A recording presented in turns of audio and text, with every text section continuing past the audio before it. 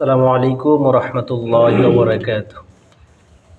সম্মানিত সুধী, যে বিষয়টি নিয়ে কথা বলবো বিষয়টি হচ্ছে আমাদের গাজীপুর জেলার শ্রীপুর এলাকায় একজন ইমাম সাহেবকে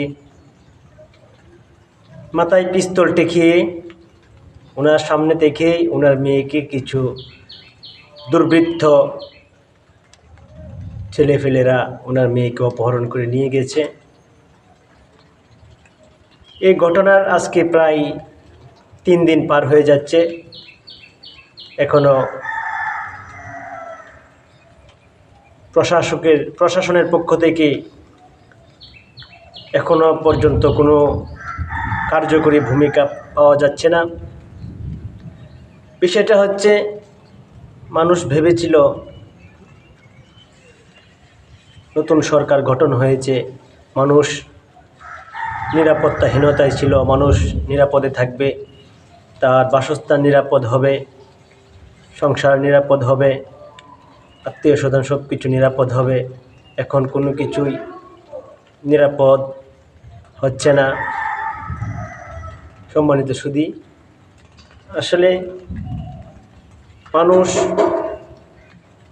মনুষ্যত্ব যদি হারিয়ে ফেলে, তাহলে মানুষ মনুষ্যত্বকে হারানোর ফলে সব ধরনের জঘন্য পাপাচারে লিপ্ত হতে থাকে। কাজেই এদেশের সুশীল সমাজ, জ্ঞানী গুণী বুদ্ধিজীবী সকলের প্রতি আমার উদারত আহ্বান, যেভাবে বিশৃঙ্খল মহলগুলো আমাদের দিকে বিশৃঙ্খলা শুরু করেছে, মানুষকে দিন দিন হয়রানি করছে, এই প্রতারক সমাজগুলো থেকে সমাজের মানুষগুলো যেন রেহাই পায়, নিস্তার পায়, এদিকে খেয়াল রাখার জন্য সবাইকে অনুরোধ করছি।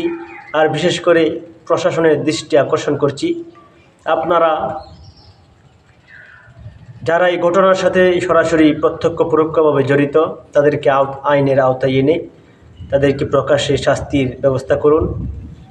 কেননা একজন পিতার সামনে থেকে একজন বাবার মেয়েকে জোরপূর্বক অপহরণ করে উঠিয়ে নিয়ে যাওয়া, এটা অত্যন্ত দুঃখজনক এবং লজ্জাজনক বিষয়।